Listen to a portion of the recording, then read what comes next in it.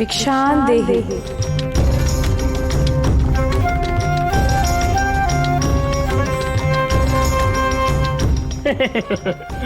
ಗೋಪಿಕಾಂಬ ನೀನ? ಅಯ್ಯೋ, ಇತ್ತೀಚೆಗಷ್ಟೇ ಮನೆಗೆ ಬಂದು ಗಡದ್ದಾಗ ಊಟ ಮಾಡ್ಕೊಂಡು ಹೋಗಿದ್ಯಾ? ಒಂದು ದಿನ ಕರೆದ್ರೆ ಪ್ರತಿದಿನ ಬಂದ್ಬಿಡದ? ಗಂಡ ನೋಡಿದ್ರೆ ಊರಿಗೆ ಪಾರುಪತ್ಯದಾರ, ಹೆಂಡತಿ ನೋಡಿದ್ರೆ ಬೇಡ್ತಾ ಇದ್ದಾಳೆ. ಚೆನ್ನಾಗಿದೆ ಅಲ್ವೇನಪ್ಪ? ಅಲ್ವಾ ಮತ್ತೆ? ಯಾಕೆ ಹಾಗೆಲ್ಲ ಮಾತಾಡ್ತೀರಾ ಮಾವಯ್ಯ? ಊರಿಗೆಲ್ಲ ಅನ್ನದಾನ ಮಾಡೋ ವಂಶ ಇವ್ರದು. ಇವತ್ತು ಬೇರೆ ದ್ವಾದಸಿ, ನಮ್ಮನೆಗೆ ಭಿಕ್ಷೆ ಬೇಡಕ್ಕೆ ಬಂದಿದ್ದಾರೆ ಅಂದರೆ ಆ ದೇವ್ರಿಚ್ಛೆ ಏನೋ ಇರುತ್ತೆ. ಏನಿರುತ್ತೆ ಸುಡುಗಾಡು? ಮನೆ ಮನೆ ಊಟ ನಾಲ್ಗೆಗೆ ರುಚಿಯಾಗಿರುತ್ತೆ ಅಷ್ಟೇ. ಬಂದವ್ರಿಗೆಲ್ಲ ಭಿಕ್ಷೆ ಹಾಕ್ತಾ ಹೋದ್ರೆ ನಾಳೆ ನಾವೇ ಭಿಕ್ಷೆ ಬೇಡಬೇಕಾಗತ್ತೆ ಅಲ್ವೇನಪ್ಪ? ಅಲ್ವಾ ಮತ್ತೆ? ಏನೋ ಒಂದು ವಂಶೋದ್ಧಾರಕನ ಹೆತ್ತು ಕೊಡ್ತೀಯ ಅನ್ನೋ ಕಾರಣಕ್ಕೆ ಸದ್ರ ಕೊಟ್ರೆ ನನಗೇನು ಎದುರು ಮಾತಾಡ್ತೀಯಾ? ಹೋಗೊಳಗೆ. ಹಾಗನ್ಬೇಡಿ ಮಾವಯ್ಯ, ನನ್ನ ಹಾಗೆ ಈಕೆ ಕೂಡ ಬಸ್ರಿ. ಏನು ಬಯಕೆ ಇರುತ್ತೋ ಏನೋ. ಇಂಥ ಪುಣ್ಯಾತ್ಮರಿಗೆ ದಾನ ಕೊಡೋದ್ರಿಂದ ನಮಗೂ ಸಾಸಿವೆ ಕಾಳಷ್ಟು ಪುಣ್ಯ ಬರುತ್ತೆ ಮಾವಯ್ಯ. ಕೋಪಮ್ಮ ಬಾ, ಬಡಿಸ್ತೀನಿ. ಬೇಡ ಗಂಗಮ್ಮ, ನಾನು ಔತಣಕ್ಕೆ ಬಂದಿಲ್ಲ, ಭಿಕ್ಷೆಗೆ ಬಂದಿದ್ದೀನಿ. ನಿನ್ಗೇನು ಕೊಡ್ಬೇಕನ್ಸತ್ತೋ ಅದನ್ನ ಇಲ್ಲೇ ಕೊಡು. ಸರಿ, ತರ್ತೀನಿ. ಓ ತಿಮ್ಮಣ್ಣ ಭಟ್ಟ, ಬಾ ಬಾ, ನೀನು ಭಿಕ್ಷೆ ಬೇಡಕ್ಕೆ ಬಂದ್ಯಾ? ಭಿಕ್ಷೆ?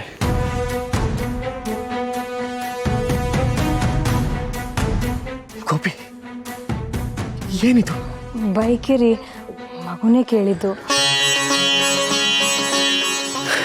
ಗೋಪಿ, ನಮ್ದು ನೀಡುವ ಕೈಗಳು. ನೀಡೋ ಕೈಗಳು ಬೇಡೋಕ್ ಹಿಂಜರಿಬಾರ್ದು ರೀ.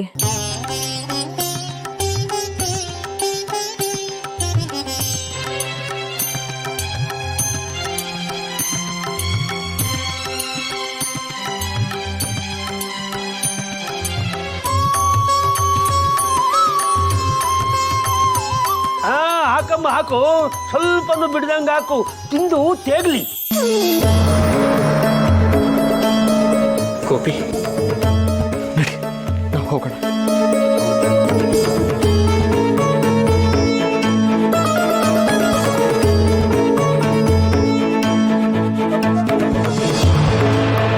ಅಪ್ಪ, ಎಲ್ಲೋ ತಾಳ ತಪ್ತಾ ಇದೆ.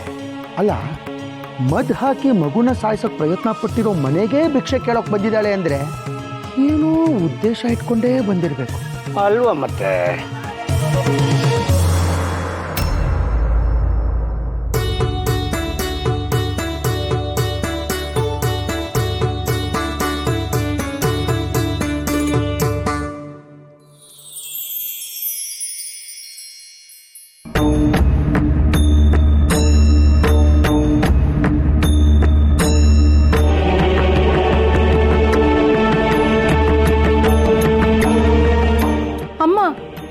ನಿಂಗೋಸ್ಕರ ಹಬ್ಬದ ಅಡುಗೆ ಮಾಡಿದ್ದೀನಿ, ಇದ್ಯಾಕೆ ಹಾಕೊಂಡಿದೀಯಾ? ನೀನು ಅವ್ರ ಮನೇಲಿ ಬೇಡ್ಕೊ ಬಂದಿದ್ದೆ ನನಗೆ ಇಷ್ಟ ಆಗ್ತಾ ಇಲ್ಲ. ಅದು ಅಲ್ಲದೆ ಅವ್ರ ಮನೇಲಿ ಊಟ ಮಾಡ್ಕೊಂಡ್ ಬಂದ್ಮೇಲೆ ತಾನೇ ನಿನಗೆ ಹೊಟ್ಟೆ ನೋವು ಬಂದಿದ್ದು. ಲೋ ತಿಮ್ಮಣ್ಣ, ಏನೋ ಅನಿಷ್ಟ ಕತ್ಕೆಟ್ಟವ್ರಂಗೆ ಬೇಡ್ಕೊಂಡು ಬಂದು ತಿನ್ನೋದೇ. ಸೀತಕ್ಕ, ಬಸ್ರಿ ಬೈಕೆ ಏನಿದ್ಯೋ ಏನೋ, ಗಂಗಮ್ಮ ಒಳ್ಳೆ ಹೆಣ್ಮಗಳು, ಪ್ರೀತಿಯಿಂದ ಕೊಟ್ಟಿದ್ದಾಳೆ, ಸ್ವೀಕರಿಸ್ಲಿ ಬಿಡು. ಇದೆಲ್ಲಕ್ಕಿಂತ ಹೆಚ್ಚಾಗಿ ಇದ್ರ ಹಿಂದೆ ಆ ಭಗವಂತನ ಇಚ್ಛೆ ಏನಿದ್ಯೋ ಏನೋ, ಯಾರು ಗೊತ್ತು. ನೋಡಿ, ನಾನು ಬರ್ತೀನಿ ನಿಮಗೆಲ್ಲ ಬೇಸರ ತಂದಿದೆ ಅಂತ ನಂಗೆ ಅರ್ಥ ಆಗ್ತಿದೆ. ಆದರೆ ಇದು ನನ್ನ ಬಯಕೆ ಅಲ್ಲ, ಇದು ನನ್ನ ಮಗು ಬಯಕೆ. ನಿಮ್ಗೆ ಯಾಕೆ ತಿಳಿತಾ ಇಲ್ವೋ ನನಗಂತೂ ಗೊತ್ತಾಗ್ತಿಲ್ಲ. ತಾಯಿ ತನ್ನ ಮಗುಗೋಸ್ಕರ ಏನು ಬೇಕಾದರೂ ಮಾಡ್ತಾಳೆ. ಕರಳು ಬಳ್ಳಿ ಸಂಬಂಧ ಹೇಳ್ಕೊಳ್ಳುವಂಥದ್ದಲ್ಲ, ಅನುಭವಿಸುವಂಥದ್ದು. ನಿಮ್ಮ ಕೈಲಿ ನನ್ನ ಅರ್ಥ ಮಾಡ್ಕೊಳ್ಳೋದಾದರೆ ಮಾಡ್ಕೊಳ್ಳಿ, ಇಲ್ಲ ನನ್ನ ಪಾಡಿಗೆ ನಾನು ಬಿಟ್ಬಿಡಿ.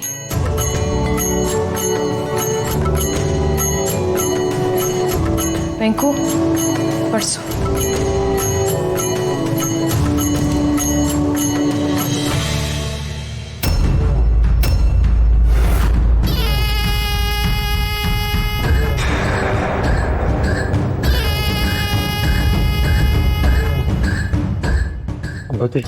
ಬುದ್ಧಿ ಬರಗಾಲ ಬಂದು ಬೆಳೆ ಎಲ್ಲ ಒಣಗೋಗಿದೆ. ಒಂದು ಜೊಳ್ಳ ಪಳ್ಳು ಸಿಕ್ಕೈತೆ, ಅದನ್ನು ಕಿತ್ಕೊಂಡು ನಮ್ಮ ಹೊಟ್ಟೆ ಮೇಲೆ ಹೊಡಿಬೇಡಿ ಬುದ್ಧಿ, ಹೊಡಿಬೇಡಿ. ನಿಮ್ಮಂಥವ್ರ ಹೊಟ್ಟೆ ಸೃಷ್ಟಿಯಾಗಿರೋದೇ ನಮ್ಮಂಥವ್ರು ಹೊಡೆಯೋಕೆ. ಬರ ಬಂದರೂ ಅಷ್ಟೇ, ನೆರೆ ಬಂದರೂ ಅಷ್ಟೇ, ನಮಗೆ ಬರೋ ಬಡ್ಡಿ ನಮಗೆ ಬಂದ್ಬಿಡ್ಬೇಕು ಅಲ್ವೇನಪ್ಪ? ಅಲ್ವಾ ಮತ್ತೆ? ಬುದ್ಧಿ ಬುದ್ಧಿ, ಮಠಕ್ಕೆ ಏಣಿ ಕೊಡಕ್ಕೆ ಗತಿ ಇಲ್ಲ, ಇನ್ನು ನೀವು ಬಡ್ಡಿ ಕೇಳಿದ್ರೆ ಎಲ್ಲಿಂದ ಕೊಡ್ಲಿ ಬುದ್ಧಿ? ಲೋ ಮುಟ್ಟಾಳ, ನಾವು ಬಡ್ಡಿಗೆ ದುಡ್ಡು ಕೊಡೋದು ನಮಗೆ ವ್ಯವಹಾರ ಅಲ್ವೋ, ವ್ಯಾಪಾರ ಅಲ್ವಾಪ? ಅಲ್ವಾ ಮತ್ತೆ? ಪ್ರಾರಬ್ಧವೇ, ಮಠಕ್ಕೆ ಕೊಡ್ತೀಯೋ ಬಿಡ್ತೀಯೋ, ನಮಗೆ ಬರೋದು ನಮಗೆ ಬಂದ್ಬಿಡ್ಬೇಕು ಅಲ್ವೇನಪ್ಪ? ಅಲ್ವಾ ಮತ್ತೆ? ಮಠಕ್ಕೂ ಬರದ ಬಿಸಿ ಮುಟ್ಟಿದ್ಯಂತೆ ಗುರುಗಳೇ. ಬಂದವರಿಗೆಲ್ಲ ಬೇಕಾದಷ್ಟು ಹಾಕ್ತಿದ್ದವರು ಈಗ ಲೆಕ್ಕ ಹಾಕಿ ಎಲೆ ಹಾಕೋಂಗಾಗಿದ್ದಾರಂತೆ. 4 ಕೈ ಅನ್ನ ಹಾಕ್ತಿದ್ದವರು ಈಗ ಒಂದೇ ಕೈ ಇಳಿದಿದ್ದಾರಂತೆ. ಇಳಿಲಿ ಇನ್ನು 4 ವರ್ಷ ಇದೇ ರೀತಿ ಬರ ಬಿದ್ದರೆ ಮಠದ ಗೌರವನೂ ಹೋಗತ್ತೆ, ಬಾಗಿಲು ಮುಚ್ಚೋ ಸ್ಥಿತಿ ಬರುತ್ತೆ. ಅಪ್ಪ, ಮಠದ ಬಾಗಿಲು ಶಾಶ್ವತವಾಗಿ ಮುಚ್ಚಿಬಿಟ್ರೆ ಬರೋ ಎಲ್ಲ ದೇಣಿಗೆನೂ ನಮ್ಮನೆಗೆ ಅಲ್ವಾಪ್ಪ? ಅಲ್ವಾ ಮತ್ತೆ? ಎತ್ಕೊಳ್ಳೋ ಇವನ್ನ, ಬೀಳ್ಸೋನ್ನ.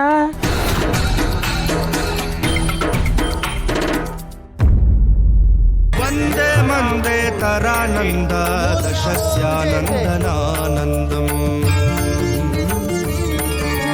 ವಂದೇ ಮಂದೇ ತರಾನಂದ ದಶಸ್ಯಾನಂದನಾನಂದಂ.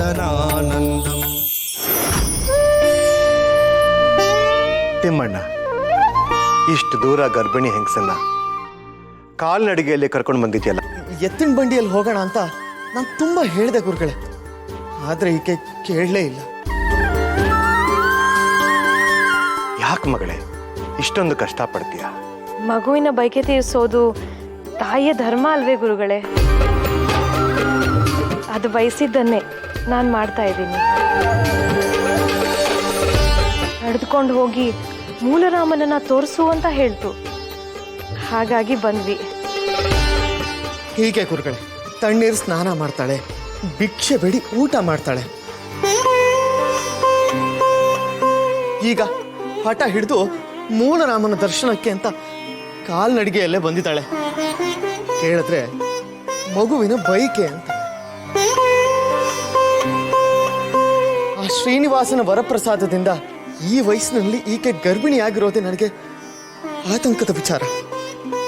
ಇನ್ನು ಇವಳ ಬೈಕೆಗಳಂತೂ ನನಗೆ ತುಂಬಾ ಭಯವಾಗಿದೆ ಗುರುಗಳೇ. ತಿಮ್ಮಣ್ಣ, ಮೂಲರಾಮನ ಇಚ್ಛೆ ಹೇಗಿದೆಯೋ ಹಾಗೇ ನಡೆಯುತ್ತೆ. ಮಗು ತನ್ನ ಭವಿಷ್ಯವನ್ನ ತಾಯಿ ಗರ್ಭದಲ್ಲೇ ರೂಪಿಸ್ಕೊಳ್ತಾ ಇದೆ. ಈ ಬಯಕೆಗಳು ಮೂಡಿದಾಗ ನನ್ನಲ್ಲೇನೋ ಶಕ್ತಿ ಸಂಚಾರ ಆದಂಗೆ ಆಗತ್ತೆ ಗುರುಗಳೇ. ಭಕ್ತಿಯಿಂದ ಪರವಶಳಾಗ್ಬಿಡ್ತೀನಿ. ಹಾಗಂತ ನನ್ನ ಆರೋಗ್ಯದ ಮೇಲೆ ಯಾವ ರೀತಿ ದುಷ್ಪರಿಣಾಮಗಳಾಗ್ತಾ ಇಲ್ಲ. ಸತ್ಯಯುಗದಲ್ಲಿ ಮೂಲರಾಮನ ದರ್ಶನಕ್ಕೆ ಶಂಕುಕರ್ಣ ಎಂಬ ಮಹಾಮಹಿಮ ವೈಕುಂಠ ಲೋಕದಿಂದ ಬ್ರಹ್ಮಲೋಕಕ್ಕೆ ಪ್ರಯಾಣ ಮಾಡಿದ. ತಿಮ್ಮಣ್ಣ, ಮೂಲರಾಮನ ದರ್ಶನ ಅಷ್ಟು ಸುಲಭ ಅಲ್ಲ. ಅದೆಷ್ಟೋ ಜನ್ಮಗಳ ಪುಣ್ಯದ ಫಲ ಇರಬೇಕು. ಆ ಪುಣ್ಯ ನಿಮ್ಮ ಮಗು ಗರ್ಭದಲ್ಲೇ ಪಡೆದುಕೊಂಡಿದೆ. ಕಾಲ್ನಡಿಗೆಯಲ್ಲಿ ಮೂಲರಾಮನ ದರ್ಶನ ಮಾಡಬೇಕು ಎಂಬ ಗೋಪಮ್ಮನ ಬಯಕೆಯಲ್ಲಿ ಯಾವ ಸೋಜಿಗಾನೂ ಇಲ್ಲ. ಎಲ್ಲ ಹರಿಚಿತ್ತ. ಗುರುಗಳು ಕ್ಷಮಿಸಬೇಕು. ಮೊದಲು ಬಂದಿದ್ದು ನಾನು. ನನ್ನ ವಿಚಾರಿಸೋದು ಬಿಟ್ಟು ಬರೀ ತಿಮ್ಮಣ್ಣನ ಕಥೆನೇ ಕೇಳ್ತಾ ಇದ್ದೀರಲ್ಲ. ಯಾರು ಯಾವಾಗ ಬಂದರು ಅನ್ನೋದಕ್ಕಿಂತ ಏತಕ್ಕಾಗಿ ಬಂದರು ಅನ್ನೋದು ಮುಖ್ಯ ಆಚಾರ್ಯರೇ. ಅವರದ್ದು ವೈಯಕ್ತಿಕ ವಿಚಾರ, ನಂದು ಸಾರ್ವತ್ರಿಕ ವಿಚಾರ. ಅಂದರೆ ಮಠದ ಕಲ್ಯಾಣಕ್ಕೆ ಸಂಬಂಧಪಟ್ಟ ವಿಚಾರ ಅಂದಮೇಲೆ ಮೊದಲ ಪ್ರಾಶಸ್ತ್ಯ ನನಗೆ ಸಿಗಬೇಕಲ್ವೇ? ವೈಯಕ್ತಿಕವಾದರೂ ಅವರದ್ದು ಅಲೌಕಿಕ, ನಿಮ್ಮದು ಲೌಕಿಕ. ಇರಲಿ, ವಿಷಯ ಹೇಳಿ. ನಾನು ಪಾರು ಪತ್ತೆಗಾರಿಕೆ ಮಾಡುವಾಗ ಒಮ್ಮೆಯೂ ಬರ ಬರಲಿಲ್ಲ, ವಸೂಲಿಯೂ ನಿಲ್ಲಿಲ್ಲ. ಆದರೆ ಯಾವಾಗ ಇವ್ರ ಅಪ್ಪ ಮಠದಲ್ಲಿ ಕಾಲಿಟ್ರೋ ಆವಾಗಿಂದ ಬಾರದ ಮೇಲೆ ಬರ, ತೊಂದರೆ ಮೇಲೆ ತೊಂದರೆ. ಹೀಗೆ ಬಿಟ್ಟರೆ ಮಠದ ಗತಿ ಏನು? ನನಗೆ ಮತ್ತು ನನ್ನ ಮಗನಿಗೆ ಮತ್ತೆ ಅವಕಾಶ ಕೊಡಿ. ಪ್ರತಿ ವರ್ಷ ಮಠಕ್ಕೆ ಎಷ್ಟು ಕಾಣಿಕೆ ಸಲ್ಲಬೇಕೋ ಅಷ್ಟು ಸಲ್ಲುವ ಹಾಗೆ ನಾನು ಮಾಡ್ತೀನಿ. ಈ ರೈತರು ಇದ್ದಾರಲ್ಲ ಗುರುಗಳೇ, ಸಲಿಗೆ ಕೊಟ್ಟರೆ ನಮ್ಮ ಹೆಗಲ ಮೇಲೆ ಕೂತ್ಕೊಳ್ತಾರೆ. ಕ್ಷಮಿಸಿ ಆಚಾರ್ಯರೇ, ರೈತರ ಬಗ್ಗೆ ಹಾಗೆ ತಾವು ಹಗುರವಾಗಿ ಮಾತಾಡಬೇಡಿ. ರೈತರು ಇರೋದ್ರಿಂದಲೇ ನಾನು ನೀವು ಇವತ್ತು ಜೀವಂತವಾಗಿರೋದು. ಹಗಲು ರಾತ್ರಿ ಉತ್ತು ಬಿತ್ತು ನಮಗೆ ಅನ್ನ ಹಾಕೋ ಅನ್ನದಾತರು ಅವರು. ಈ ವರ್ಷ ಬರಗಾಲ ಅನ್ನೋದು ಸ್ಫಟಿಕದಷ್ಟೇ ಸತ್ಯ. ಅದಕ್ಕೆ ಕಾಣಿಕೆ ಸ್ವಲ್ಪ ಕಮ್ಮಿ ಆಗಿದೆ. ಅಷ್ಟಕ್ಕೆ ನೀವು ರೈತರನ್ನ ದೂರೋದು ತಪ್ಪು. ಅವ್ರ ಪಾಡು ಏನು ಅನ್ನೋದು ನನಗೆ ಗೊತ್ತು. ಅವ್ರು ಪಾಡು ಅಂತ ನೀ ಹಾಡ್ಕೊಂಡು ಕೂತಿದ್ರೆ ವಸೂಲಿ ಹೇಗಾಗತ್ತೆ ತಿಮ್ಮಣ್ಣ?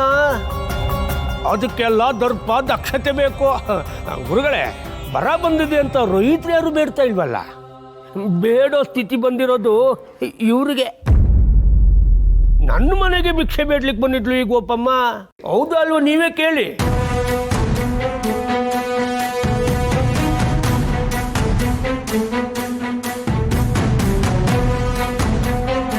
ನೋಡಿದ್ರ ಗುರುಗಳೇ, ತಲೆ ತಗ್ಗಿಸ್ತಾ ಇದ್ದಾಳೆ.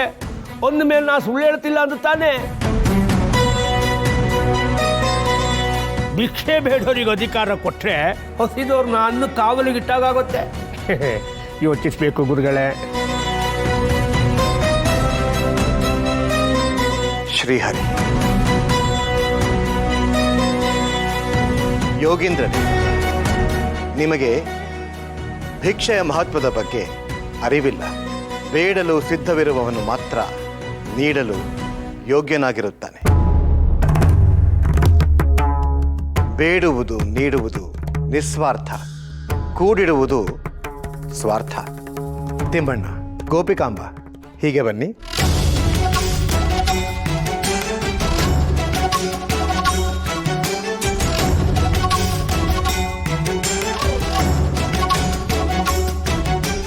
ಶ್ರೀಹರಿ,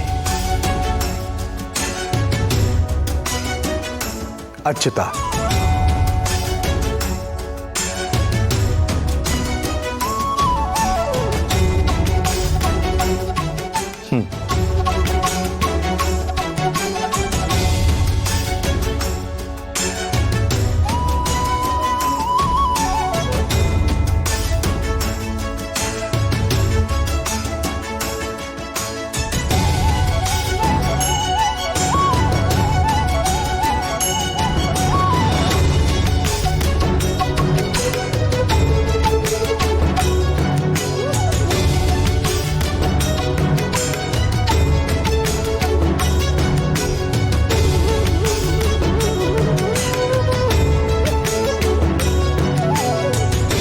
ಗೋಪಿಕಾಂಬ, ಈ ಕೇಸರಿ ವಸ್ತ್ರ ನಿಮ್ಮ ಮಗುವಿಗೆ ಶ್ರೀರಕ್ಷೆ.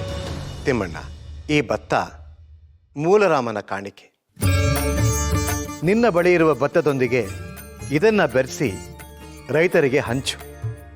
ಮೊದಲ ಮಳೆ ಬಂದಾಗ ಅವರು ಇದನ್ನ ಬಿತ್ತಲಿ. ವಂದೇ ಮಂದೇ ತರಾನಂದ ದಶಸ್ಯಾನಂದನಾನಂದಂ.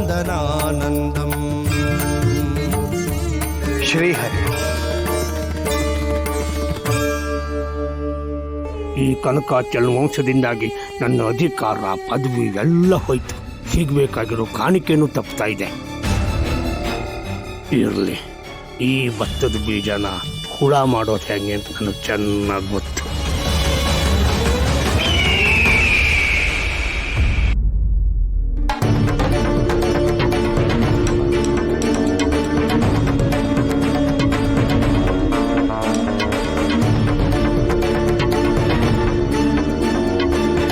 ಭಗವಂತ,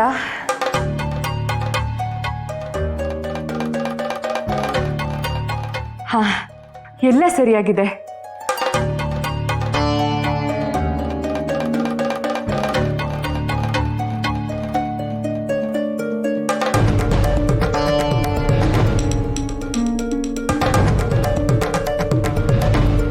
ತಾಯಿ, ಏನು ಚಿಂತೆ ಮಾಡಬೇಡಿ ಭಟ್ರೆ. ತಾಯಿ ಮಗು ಇಬ್ರು ಆರೋಗ್ಯವಾಗಿದ್ದಾರೆ. ಶ್ರೀಹರಿ,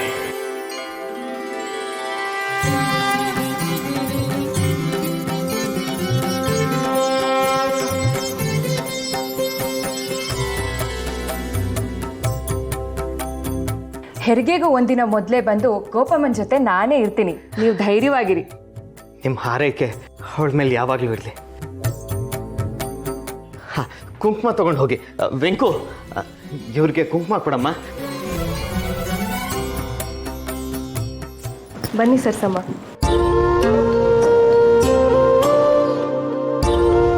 ಗೋಪಿ, ಸರ್ಸಮ್ನವ್ರ ಮಾತನ್ನ ಕೇಳಿ ನನ್ನ ಮನ್ಸಿಗೆ ತುಂಬ ಸಮಾಧಾನ ಆಯಿತು.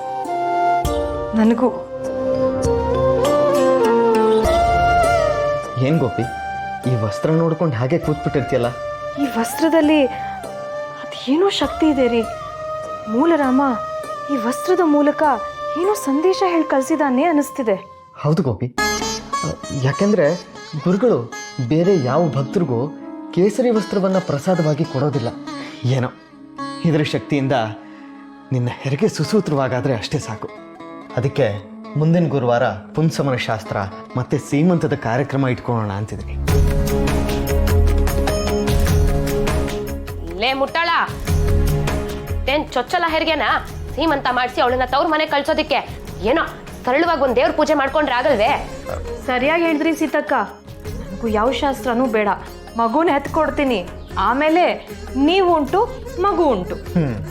ಅಲ್ವೇ ಮತ್ತೆ ನಮ್ಮ ವೆಂಕಟಾಂಬ ಮತ್ತೆ ಗುರುರಾಜನ್ನ ಅವಳೇ ನೋಡ್ಕೊಂಡಿದ್ದು. ಇದನ್ನು ಮುದ್ದಾಡ್ಕೊಂಡು ಸಾಕ್ಬಿಡ್ತಾಳೆ. ಅಲ್ವಾ ಸೀತಕ್ಕ? ಹೌದಪ್ಪ ಹೌದು. ನಿನ್ನ ಮಕ್ಳನ್ನ ನೋಡ್ಕೊಳಕ್ ಬಿಟ್ರೆ ಬೇರೆ ಏನು ಕೆಲಸ ಇಲ್ಲ ನೋಡು ನನಗೆ. ಪ್ರಾರಬ್ಧ ಪ್ರಾರಬ್ಧ.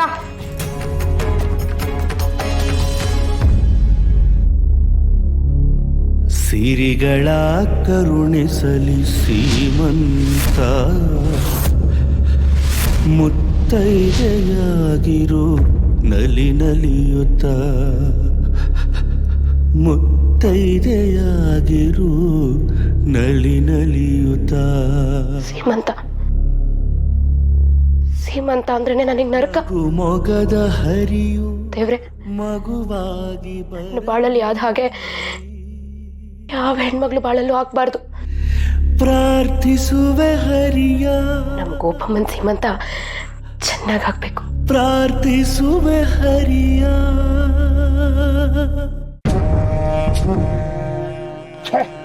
ಆ ವಿಜಯೇಂದ್ರ ಗುರುಗಳು ನಾನು ಎಷ್ಟೇ ಕಾಡಿ ಬೇಡಿದ್ರು ನನಗೊಂದೇ ಒಂದು ಅವಕಾಶ ಕೊಡ್ಲಿಲ್ಲಲ್ಲ. ನೀವು ಬೇಡಿದ ಕಮ್ಮಿ ಕಾಡಿದ ಜಾಸ್ತಿ ಅನ್ನೋದು ಗುರುಗಳ ಅಭಿಪ್ರಾಯ. ಹಾಳಾಗಿ ಹೋಗ್ಲಿ, ನನಗಲ್ಲ, ನನ್ನ ಮಗನಿಗಾದ್ರೂ ಒಂದು ಅವಕಾಶ ಕೊಡ್ಬೋದಿತ್ತಲ್ಲ. ಅಪ್ಪನ ನೋಡಾದ್ಮೇಲೆ ಮಗನ ನೋಡೋ ಅಗತ್ಯ ಇಲ್ಲ ಅನ್ನೋದು ಅವ್ರ ಅಭಿಪ್ರಾಯ. ಈಗ ಒಂದ್ರ ಮೇಲೆ ಒಂದು ಹೊಡ್ತಾ ಒಂದ್ರ ಮೇಲೆ ಒಂದು ಹೊಡ್ತಾ ಬೇಡ ಗುರುಗಳೇ, ಬೀಳ್ತಾ ಇದೆಯಲ್ಲ. ಆ ಗೋಪಿಕಾಂಬಾಗೆ ಮೊದಲನೇ ಮಗು ಆದಾಗ ಹೊಟ್ಟೆಲ್ಲ ತೊಳಸ್ತಾ ಇತ್ತು. ಎರಡನೇ ಮಗು ಆದಾಗ ಹೊಟ್ಟೆಲ್ಲ ಉರಿತಾ ಇತ್ತು. ಈಗ ಅವಳು ಮತ್ತೆ ಗರ್ಭಿಣಿ. ಅದೇ ಅದೇ ಆ ಗರ್ಭಿಣಿ ಮುಖದ ಕಳೆಯನ್ನು ನೋಡ್ತಾ ಇದ್ರೆ ನನ್ನ ಮುಖದ ಕಳೆನೇ ಕುಂದುತ್ತಾ ಇದೆ. ಇಲ್ದರ ಕಳೆ ಎಲ್ಲಿ ಕುಂದತೆ ಗುರುಗಳೇ? ಈಗ ನನ್ನ ಹೊಟ್ಟೆಗೆ ಏನಾರು ಮಾಡ್ಬೇಕಲ್ಲ. ಭೋಜನ ನಿಮ್ಮನ್ನೆಲ್ಲ ಕಟ್ಕೊಂಡು ನಾನು ಹೇಗ್ತಾ ಇದ್ದೀನಲ್ಲ, ನನ್ನ ಹಣೆ ಬರ.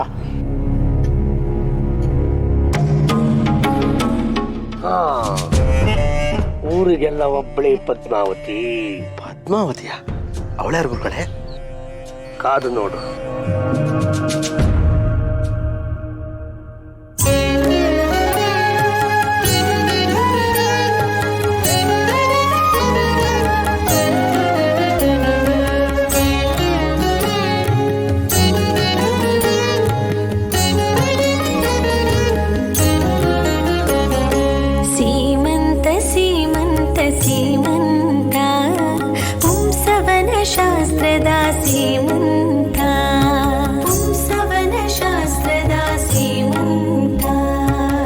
ಸೋಮಜೇವನೋ ರಾಜೇತ್ಯಾಹ ಬ್ರಾಹ್ಮಣೀ ಪ್ರಜಾ ಆಸೀನಾಸ್ಥಿರೇಣ ಕಪಿಲಾತವ. ಇದು ಗೌತಮ ಗೋತ್ರ, ಬೀಗಮುದ್ರೆ ಮನೆತನ, ವೀಣಾ ಪರಂಪರೆಯಲ್ಲಿ ಬಂದಿರೋ ಸಂಸ್ಕಾರ. ಗರ್ಭದಲ್ಲಿರುವಾಗಲೇ ಈ ಸಂಸ್ಕಾರವನ್ನು ಕೊಡಬೇಕು. ನೋಡ್ದ್ಯಾ, ನಿನ್ನ ಬಯಕೆ ಮತ್ತು ಸಂಸ್ಕಾರ ಎರಡೂ ಜೊತೆ ಜೊತೆಗೆ ಆಗ್ತಾ ಇದೆ ಅಲ್ವಾ ಕಂದ? ಹೌದು ಅಂತಿದೆ. ಅನ್ಲೇಬೇಕು, ಬೀಗ ಮುದ್ರೆ ಮನೆತನ ಅಂದ್ರೆ ಏನು ಸುಮ್ಮನೆನಾ? ಈಗ ಪುಂಸವನ ಕಾರ್ಯಕ್ರಮ ನೆರವೇರ್ಸೋಣವಾ? ಸೀಮಂತ ಸೀಮಂತ ಸೀಮಂತ ಪುಂಸವನ ಶಾಸ್ತ್ರದ ಸೀಮಂತ